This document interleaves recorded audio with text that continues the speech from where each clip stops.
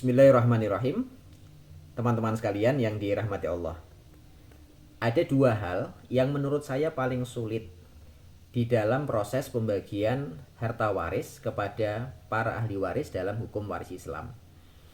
Dua hal sulit ini, yang pertama adalah memahamkan kepada seluruh keluarga besar, terutama mereka yang masuk dalam calon daftar ahli waris, untuk menggunakan hukum waris Islam bagi keluarga Islam.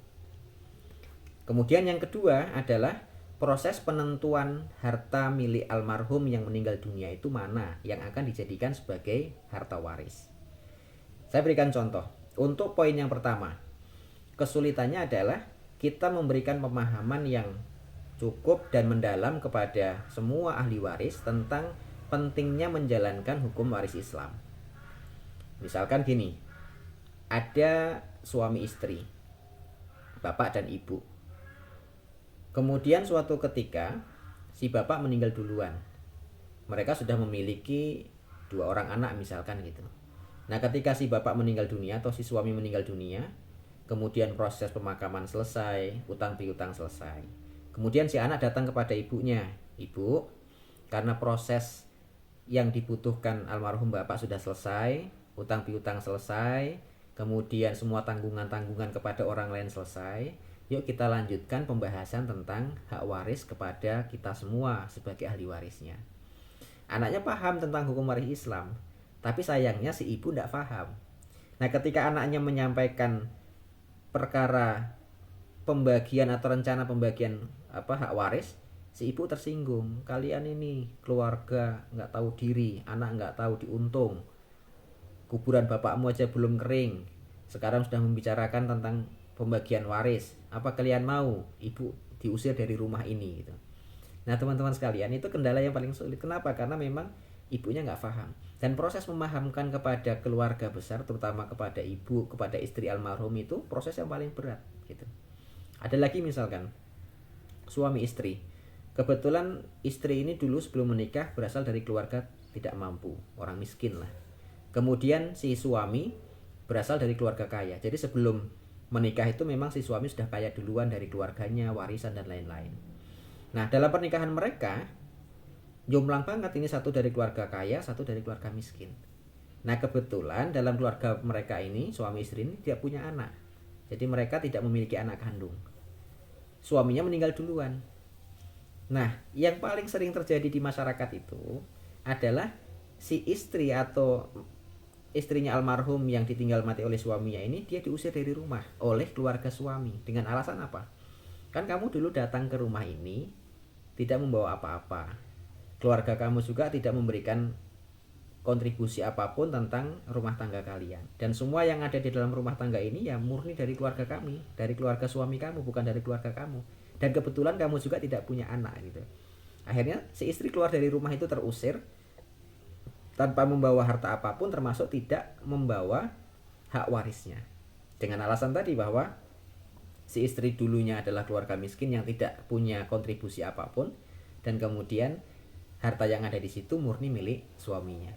Nah, teman-teman sekalian, ini sulit ini. Karena kenapa?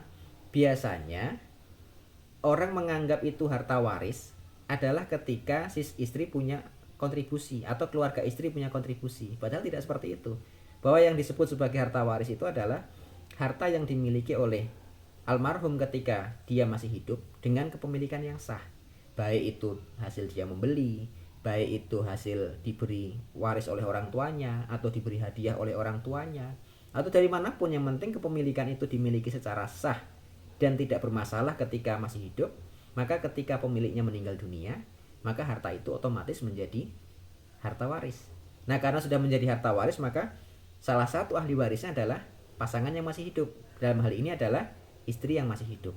Baik istri itu punya andil dalam keluarga atau tidak, baik dia punya kontribusi atau tidak, itu nggak ada urusan. Pokoknya dia menjadi istri yang sah dari seorang yang meninggal dunia, maka istrinya pasti menjadi ahli waris yang kedudukan hak warisnya tidak bisa digeser oleh siapapun. Dan sayangnya pemahaman semacam ini masih banyak disalahpahami gitu. Oh, dia nggak punya apa-apa, ya sudah keluar aja dari rumah, diusir begitu saja gitu, cuman buat pakaian yang dipakai doang gitu.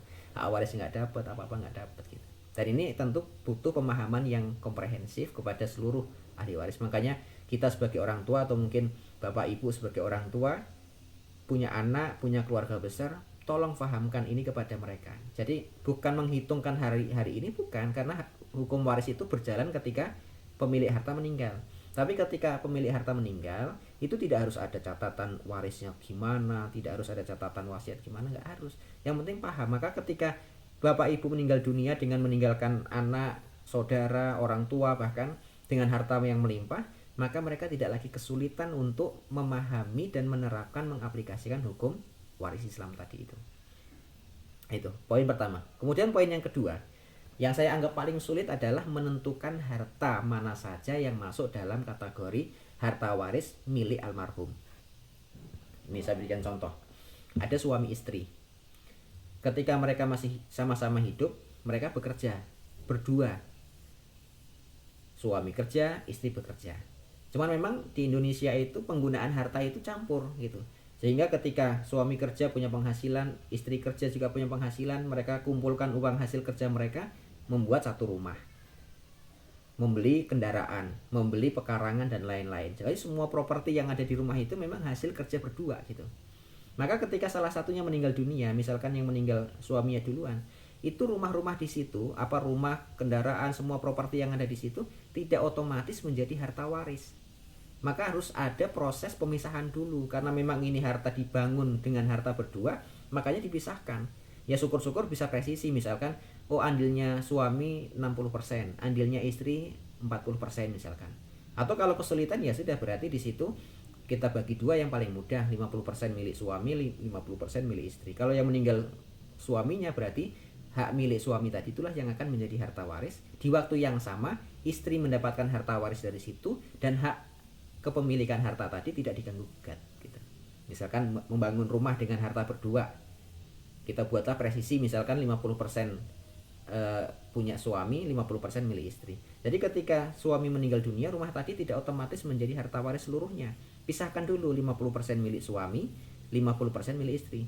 Nah, karena istrinya masih hidup, maka 50% itu diberikan kepada istri sebagai harta yang dia miliki secara sah, secara bersama-sama tadi dengan suaminya. Nah, hak milik suami tadi itulah yang menjadi harta waris. Di waktu yang sama, istri mendapatkan hak waris dari haknya suami tadi. Itu penentuan yang rumit, memang tidak mudah. Kemudian yang kedua nih, contoh lagi yang paling rumit lagi. Suami istri. Kebetulan yang kerja di luar rumah, yang menjadi karyawan, menjadi pebisnis itu memang suaminya. Kemudian si istri terlihat diam di rumah gak ngapa-ngapain, kecuali hanya ngurusin rumah dan ngurusin anak-anak. Kita tidak tahu. Bisa jadi antara suami istri ini mereka punya kesepakatan-kesepakatan yang tidak dipahami oleh orang lain. Yang bisa memahami hanya mereka berdua, antara suami dan istri. Misalkan gini, suaminya bilang, "Dek, kamu di rumah aja lah, fokus ngurusin saya, ngurusin kebutuhan saya, ngurusin kebutuhan anak-anak, dan ngurusin rumah. Kamu di rumah. Terus saya gak kerja, gak dapat penghasilan bang itu." Ya gak apa-apa, kamu kerja di dalam rumah saja. Nanti semua penghasilan saya itu atas nama kita berdua. Artinya kalau saya dapat gaji ya berarti gaji itu milik kita berdua. Kalau saya dapat bonus dari kantor ya berarti bonus itu milik kita berdua. Dan seterusnya, hasil karya saya itu adalah milik kita berdua. Nah, berarti walaupun istrinya ini seakan-akan tidak kerja dan tidak berpenghasilan, tapi karena mereka ini punya kesepakatan, maka kesepakatan itulah yang dipakai. Artinya walaupun istrinya seperti tidak bekerja, maka dia tetap memiliki separuh dari harta yang dimiliki oleh suaminya. Kenapa? Karena mereka punya kesepakatan. Gimana suaminya bisa kerja dengan tenang kalau istrinya tidak membantu? Makanya istri membantu itulah dalam proses sama-sama bekerja. Hanya bedanya suami kerja di luar rumah dan istri kerja di dalam rumah. Dan semua penghasilan suami memang diikrarkan untuk kebutuhan bersama atau dimiliki secara bersama-sama antara suami dan istri. Nah, dalam hal ini ketika terjadi kematian bapaknya misalkan, maka anak-anak itu nggak boleh ceroboh, nggak boleh gegabah. Oh, ini berarti harta waris semuanya karena bapak yang kerja. Entar dulu. Sebagai anak-anak itu jangan ceroboh. Konfirmasi dulu kepada ibu kamu bahwa, "Bu, ini harta siapa? Bagaimana kesepakatan antara bapak dan ibu tentang harta benda ini? Bagaimana tentang pembagian tugas dalam rumah tangga?" Tanyain dulu. Jangan asal, "Oh, ini yang kerja bapak, berarti ini semuanya sebagai harta waris." Tidak bisa seperti itu. Harus dengan tenang konfirmasi kepada yang bersangkutan. Dalam hal ini adalah yang menjadi pasangan sahnya.